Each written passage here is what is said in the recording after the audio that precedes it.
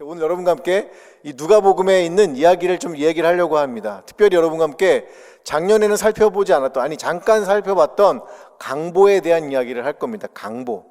여러분, 강보가 뭐예요? 강보? 네, 우리는 포대기로 알고 있는데 왜 그러냐면 포대기 강의 포대기 보예요. 그래서 이거는 일반적인 포대기로 알고 있지만, 그런데 여러분, 포대기가 왜 표적이 됐을까요? 왜 포대기에 둘러싸여 있는 아기가 구유에 누워 있는 게 왜 목자들에게는 표적이 됐을까요? 혹시 그런 질문 던져본 적 있으세요? 예, 저같이 시간 많고 할 일 없는 사람들은 그런 질문을 던져봅니다. 왜 도대체 목자들이 그 광경을 딱 보고 나서 와, 이게 바로 그거야 라고 하는 그 표적의 의미는 무엇이며, 도대체 강보에 쌓여있는 아기가 왜 표적이 되었을까? 왜 하나님의 그 어떤 사인이 되었을까? 그 이야기를 여러분과 함께 오늘 좀 나누려고 합니다. 작년에도 잠깐 언급을 했지만 오늘 있던 이 예수님이 태어났던 시대의 배경에 대해서 잠깐 한번 살펴보도록 하겠습니다. 우리 누가복음 2장 1절에서 2절에 보면 이렇게 되어 있습니다. 한번 읽어볼까요? 시작. 그때에 가이사 아구스도가 영을 내려 천하로 다 호적하라 하였으니 이 호적은 구레뇨가 수리아 총독이 되었을 때 처음 한 것이라.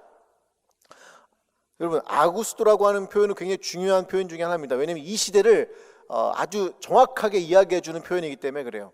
여러분 잘 아시는 율리어스 시저, 케사르 뭐 그런 사람이 있습니다. 그 사람이 황제가 되고자 했습니다. 그래서 얘기를 했죠. 주사위는 이미 던져졌다. 혹은 또 뭐라 그래요? 루비콘강을 이미 건넜다. 뭐 이런 얘기를 많이 남겼던 분이잖아요. 그러면서 로마를 이렇게 딱 점령을 하고 황제가 되려고 하는 순간 어떤 일이 벌어집니까? 블루투스 넘어져. 여기서 나오는 블루투스는 여러분이 아는 그런 블루투스가 아닙니다, 여러분. 예. 이어폰 블루투스가 아니라 블루투스라고 하는 최측근이 카이사르라고 하는 그 황제가 될 사람을 죽여버리는 그런 일이 벌어지죠. 그리고 나서 그의 수양 아들이었던, 자기 본아들이 없었기 때문에 수양 아들이었던, 입양 아들이었던 옥타비아누스라고 하는 사람이 그 다음에 리더로 승계가 됩니다. 근데 이때 그냥 승계가 된 게 아니라 안토니우스와 또 한 명이 해갖고 세 명이 삼두정치라고 하는 걸 하죠. 들어보셨죠? 삼두정치. 삼두는 뭐예요? 이건 대두를 말하는 게 아니죠, 여러분. 삼두는 세 명이 머리였다는 거예요. 그러니까 로마가 어떻게 이끌려갔냐면 가이사라가 죽은 다음에, 시저가 죽은 다음에 세 명이 이끌어갑니다. 그러다가 여기 안토니우스라는 하는 사람이 굉장히 유명한 사람이죠. 누구하고 썸띵이 있었습니다. 누구하고 썸띵이 있었어요? 클레오파트라. 오늘 세계에서 다 나온다 이제. 클레오파트라와 썸띵이 있어서 연합군을 형성을 합니다.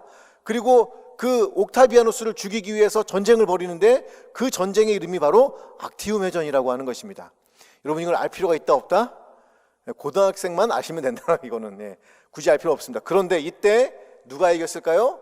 옥타비아누스가 이깁니다.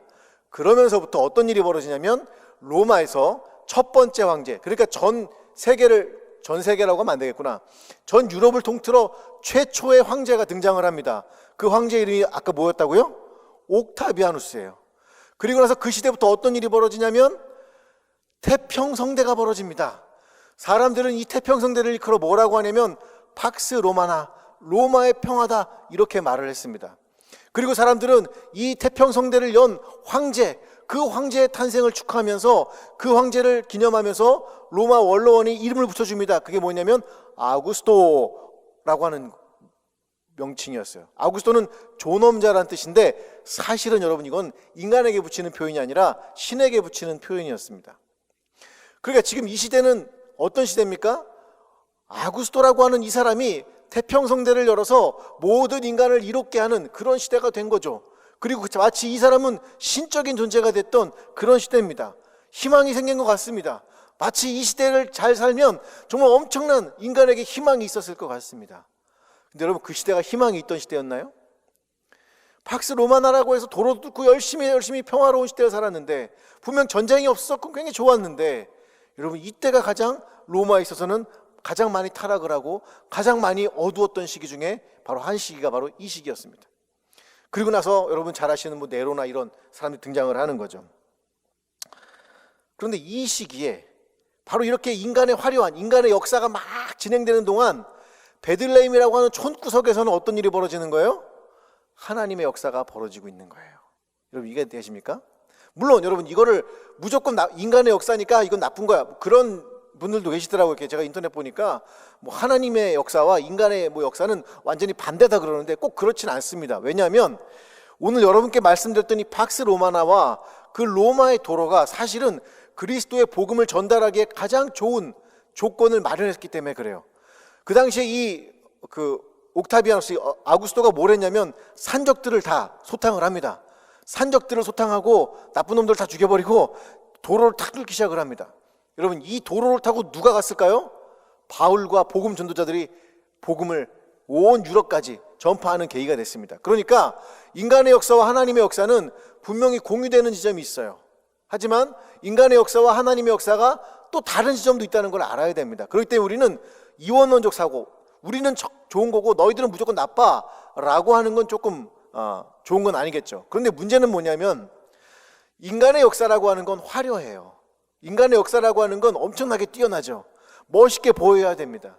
엄청난 집회를 열어서 엄청난 사람들이 모여야 되는 뭐 이런 것들이 우리는 많이 연약해질 수가 있겠죠. 그런데 여러분, 하나님의 역사는요 그렇게 일어나지 않습니다. 하나님의 역사는 제가 항상 얘기하지만 무로부터예요. 아주 작은 것부터 일어납니다. 제가 예를 하나 들어드리자면, 여러분과 제가 예수님을 믿을 수 있었던 것은 이 땅에 선교사님들이 와서 그랬어요. 그것도 미쿡 선교사님들이. 어느 나라 선교사님들이? 미쿡 선교사님들이. 그게 어떻게 된 거냐? 그게 어떻게 벌어진 거냐? 여러분, 교회에서 뭐 엄청난 일을 해서 선교회를 만든 게 아니었습니다. 여러분, 이 미국에서 선교회가 세워진 역사가 어떻게 되냐면 건초더미 운동이라는 데서 벌어져요. 혹시 들어보셨습니까? 이 건초더미 운동은 한 대학생이 몇 명과 함께 기도회를 계속 열다가 어느 날 기도회를 또 열었어요. 이 사무엘 밀즈라고 하는 이 사람이 기도회라고 하면 아주 그냥 뭐 엄청난 사람이었습니다. 이 사무엘 밀즈라는 사람이 기도회 그러면 눈이 번쩍 뜨는 그런 학생이었어요. 그러다가 어느 날 친구들하고 이제 강가에서 기도를 하다가 비가 막 쏟아지는 거예요. 그래서 그 비를 피해서 곳간으로 들어가서, 곳간은 아니고 약간 그 뭐라고 하죠? 그게 마구간 같은 데 들어가면 뭐가 있어요?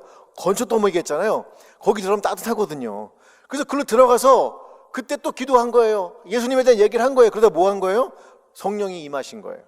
그리고 그때부터 기도회가 활성화되면서 계속 일어나게 되면서 이 사람들이 외쳤던 구호가 있습니다. 뭐였냐면 선교사들을 가야 된다, 보내자. 그런데 우리가 가자 해가지고 그래, we can do it. 이거 아시죠? we can do it 아실 거예요. 우리가 할 수 있다. if we will, 우리가 원한다면, 우리가 하고자 한다면 we can do it. 우리가 할 수 있다면서 선교사 지원을 하고 그때부터 선교회가 조직이 되고 미국 선교사들의 역사가 그때부터 시작이 됩니다. 근데 여러분 보세요. 그 역사가 무슨 뭐 큰 교회에서 뭐 선교회를 조직해서 했나요? 절대 그렇지 않습니다. 건초더미에 들어갔던 몇 명 학생들이 성령의 불을 받고서 일어나는 거예요. 하나님의 역사는 이렇게 시작이 됩니다. 저는 우리 교회도 마찬가지라고 생각을 해요. 우리 청년들 많이 계시는데 내일은 또 우리 또 주일이잖아요. 그런데 여러분, 뭐 누가 뭐 더 그게 아니라 여러분에게 주어진 어떤 환경 속에서 여러분이 건초더미를 만나게 되면 그 속에서 성령께서 역사를 하시고 그때부터 여러분과 제가 경험하지 못했던 하나님의 놀라운 역사가 시작될 것입니다. 바로 이 아구스토라고 하는 인간의 역사라고 하는 그 화려한 역사 뒤에 가장 무력으로 그 평화를 잡았던 그 속에서 주님은 말씀하십니다. 이 작은 베들레헴에 태어난 이 아기를 통해서 하늘에는 영광이요 땅에는 평화가 왔다라는 거예요. 그리스도의 평화입니다. 로마의 평화가 아니라 그리스도의 평화. 이게 바로 오늘 누가복음 2장에서 우리한테 보여주고 싶었던 이야기입니다. 여러분, 하나님의 역사는 엄청난 일로부터 시작되는 게 아니에요.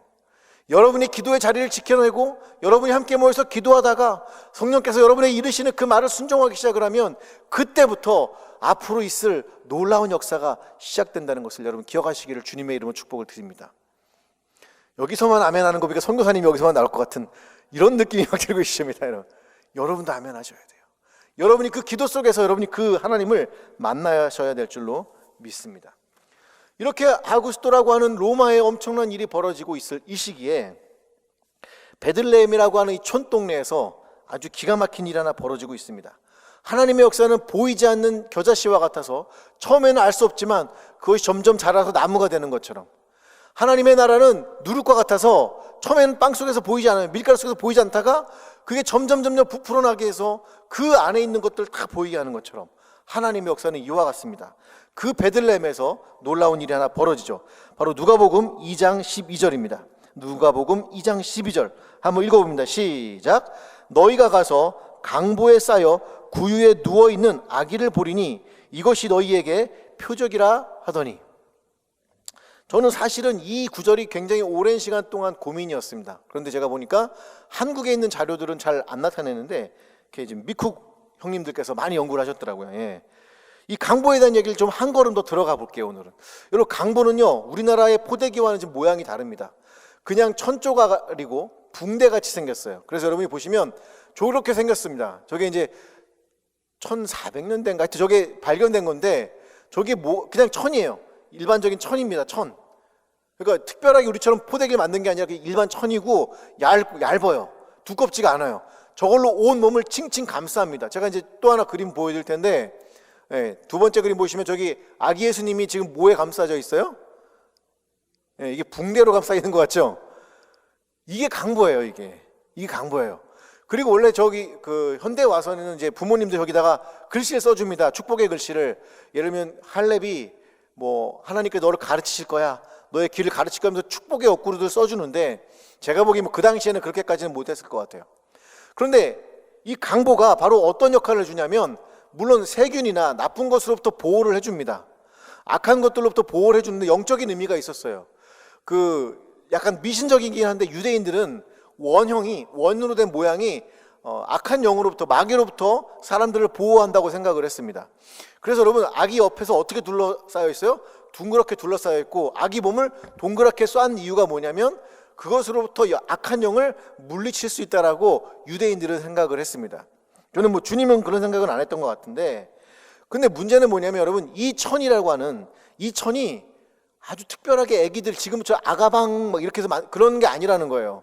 아가방에서 나온 건 너무 비싸게, 특정 회사 죄송합니다. 하여튼 그런 계열들 너무 비싸가지고 뭐 포대기 하나도 너무 비싸고 무슨 유모차 하나에 100만 원, 너무 놀라는데, 예. 여러분 그런 거 안 사셔도 되니까 여러분 꼭 그냥 좀 저렴한 거 사셔도 돼요. 예. 그놈들 다 크면 말 안 들어요. 여러분 소용없어요. 예. 별로 그냥 의미가 없다고 생각하시고 100만 원짜리 유모차가 웬 말이냐 이거 하실 필요 없다는 얘기예요. 예. 여하간 그런 그 천조가리가 있는데 그건 아기들을 위한 특별한 천조가리가 아니라 그냥 일반적인 천조가리고, 그건 또 어딘가 다른 용도로 사용될 수 있다라는 거예요. 여기까지만 잠깐 하고 제가 이제 목자들 얘기로 잠깐 넘어갈게요. 두 개가 연결되는 얘기인데, 제가 지금 천조가리에 대한 이야기, 강보에 대한 이야기를 쭉 했죠. 여러분과 제가 읽은 이 누가복음 2장에 나오는 목자는, 여러분 물론 이제 그런 수 있죠. 목사님들도 뭐 국내에서 하시는 분 있고 해외 선교사가 있듯이 이 목자들도요 여러 가지 부류가 있었습니다. 그 중에서 뭐 상업용인, 그러니까 식용 어떤 양을 기르는 사람들도 있었지만, 어떤 목자들은 제사장들이 하나님에게 바칠 양들을 키우는 목자들이 있었어요. 오늘 여러분과 제가 읽었던 이 성경에 나오는 목자들은 아마도 제사장들에게 바칠 그 양을 돌보는 사람들이었을 것으로 추정이 됩니다. 왜 그러냐? 이 목자들이 하나님께 바칠 어린 양, 여러분 1년 된 어린 양을 바친다는 얘기 들어보셨죠? 그 어린 양이 태어났을 때 여러분 1년 된 어린 양이 뭐가 있으면 안 돼요? 흠이 없어야 되잖아요. 그래서 그 흠을 만들지 않기 위해서 어떻게 하냐면 천으로 감쌌습니다. 하나님께 이 애기는, 이 어린 양은 하나님께 드릴 어린 양이 하면서 그 어린 양을 칭칭칭 감쌌어요. 왜? 흠이 없게 하려고. 그리고 나서 그걸 어떻게 했냐면 구유 같은 데다가 딱 놓으면 딱 어때요? 딱 들어가잖아요. 그럼 다칠 염려가 없단 말이에요. 여러분 베네 쪼고리 같은 거 왜 해준지 아시죠? 애기가 긁어요. 자기를 이렇게 긁어요. 애기가 긁고 막 코 찌르고 막 눈 찌르고 막 그런단 말이에요. 그거 못하게 하려는 거거든요. 그래서 손을 못 나오게 하는 거예요. 마찬가지로 칭칭 동명 매가지고 그 어린 애기 양이 상처가 나지 않도록 했던 게 바로 이 그 천의 사용 용도였단 말이에요. 그래서 어떤 분들은 그게 혹시 강보가 아니었냐라고 하는데, 제가 아까 했지만 강보는 특별한 천이 아니라 그냥 둘둘둘 감싸는 천이었어요. 맞아요, 여러분. 오늘 이 목자들이 와서 봤을 때 야 이건 표적이야 라고 할 수 있었던 이유는 뭐였냐면, 그들은 제사장들에게 드릴, 하나님께 드릴 하나님께 드릴 제사장의 어린 양을 돌보다가 그것들을 감쌌고 그것들을 구유에 올려놨던 것들이 알고 있었단 말이에요. 그리고 그 양은 누구에게 바치는 거예요? 하나님께 바치는 거였죠. 그럼 목자들이 달려와서 그 칭칭 감싸져 있는 어린 아기 예수를 봤을 때, 그게 구유에 딱 들어가 있는 걸 봤을 때 뭘 느꼈을까요? 이건 하나님의 어린 양이구나. 이것은 세상 죄를 지고 갈 하나님의 어린 양이구나. 이것은 우리를 위한 그냥 제사장들의 어린 양이 아니라 하나님이 직접 우리에게 주신 그 하나님의 어린 양이구나를 단박에 알 수 있었던 거예요. 그래서 그걸 뭐라고 했냐면 표적이라고 했던 겁니다. 표적이라는 말이 누가복음에는 굉장히 좀 안 좋게 나와요. 안 좋게 나온다는 얘기는 그게 뭐 나쁜 게 아니라 부정적인 게 아니라 누가복음 2장 34절에 보면 표적에 대한 이런 얘기를 합니다. 누가복음 2장 34절 한번 읽어봅니다. 시작. 시몬이 그들에게 축복하고 그의 어머니 마리아에게 말하여 이르되 보라, 이는 이스라엘 중 많은 사람을 패하거나 흥하게 하며 비방을 받는 표적이 되기 위하여 세움을 받았고, 하나님의 어린 양으로서 비방을 받을 그 표적이 바로 예수 그리스도라는 것을 목자들은 단박에 알 수 있었던 겁니다. 여러분, 그 주님은 하나님의 어린 양이었고 주님께서 우리에게 주신 하나님의 어린 양이었습니다. 우리가 지금 기뻐할 수 있었던 것은 뭐냐면 그분이 그대로부터 유대인과 이방인의 차별을 없애고 그 당신의 피값으로, 제가 지난주에 말씀드렸죠, 당신의 피값으로 교회를 세우셨기 때문에 그래요. 그럼 여러분 한 명 한 명이 얼마나 귀한 존재겠습니까? 물론 여러분 제가 이렇게 말해도 집에 가면 여러분 천덕꾸리가 될 수 있고 여러분 또 사회에 나가면 어려움이 있겠지만 그래도 우리끼리 알아요. 주님이 우리를 얼마나 사랑하는지, 당신의 피값으로 샀다는 걸 안단 말이에요. 그걸 누가 알았냐면 목자들도 알았던 거예요. 목자들이 보는 순간 그 느낌이 있었던 거예요. 저는 이 하나님의 어린 양이 바로 오늘날에 우리의 모든 분열을, 벽을 허무는 하나님의 놀라운 역사를 나타내시는 분이라는 것을 여러분 믿습니다. 그러기에 오늘 여러분과 제가 그 그리스도 앞에서 그 주님을 경배하는 것이 얼마나 기쁜지 모르겠어요. 제가 여러분 주보에 보면 글을 하나 실어놨는데 동방정교회 크리스마스에 대한 얘기를 써놨습니다. 동방정교회도 우리 기독교입니다. 동방정교회, 로마 가톨릭, 그 다음에 개신교, 전부 다 우리 기독교예요. 성공회도 마찬가지고. 그런데 동방정교회는 여러분 크리스마스 때 뭐 하냐면 금식을 합니다. 할렐루야. 너희들처럼 케이크 먹는 줄 알아? 우리는 오늘 고기 먹는 날이잖아요. 그죠? 양고기 먹으면 얼마나 좋을까? 하지만 양고기 말고 소고기, 돼지고기, 고기 먹는데 동방정교회는요 크리스마스 때 금식을 합니다. 놀랍죠? 여러분, 그분들은요 그 크리스마스를 경건하게 지키기 위해서 애를 써요. 애를 씁니다. 러시아 가보시면 알아요. 저도 안 가봤기 때문에 자신 있게 말은 못해요. 근데 여러분, 제가 이 얘기를 왜 해드리냐면 오늘 우리가 크리스마스라고 해서 우리의 삶에 이렇게 기뻐하는 것도 있고, 그럼에도 불구하고 또 하나는 그분이 이 땅에 오신 이유가 뭔가, 그가 이 땅 가운데 계신 이유가 뭔가를 조금 더 생각해보는, 한 살 먹었으니 조금 더 그 의미를 이해하는 그런 시간이 되었으면 좋겠다라는 겁니다. 바로 강보가 이렇게 표적이 됐던 것은 그것이 바로 어린 양을 감쌌던 그런 천이었기 때문입니다. 또 하나, 이 강보라고 하는 것은 여러분 아까 천조각이라고 말씀드렸죠. 이게 또 언제 쓰이냐면 여러분, 여행을 갈 때요, 먼 여행을 갈 때 사람들이 그 천조각을 싸갑니다. 왜 그럴까요? 지금이야 여행 그러면 굉장히 안전하죠. 우리가 죽을 일은 없잖아요. 사실은 비행기 타고 가다 떨어질 일이 얼마 있겠어요? 가끔 그러신 분들도 있긴 하지만 여러분. 그런데 여러분 그 당시는요, 먼 길을 여행한다는 건 죽을 수도 있다라는 거예요. 왜냐면 아까 했지만 그런 산적들이 나타날 수도 있고 강도떼가 나타날 수도 있고 혹은 여러 가지 전갈이나 또 독사나 우리가 예상치 못했던 너무나 많은 변수가 여행 속에 있기 때문에 그래요. 그래서 혹시라도 자기 죽으면 시체를 감싸달라고 해서 천을 들고 다녔습니다. 죽으면 그 천으로 감싸달라고.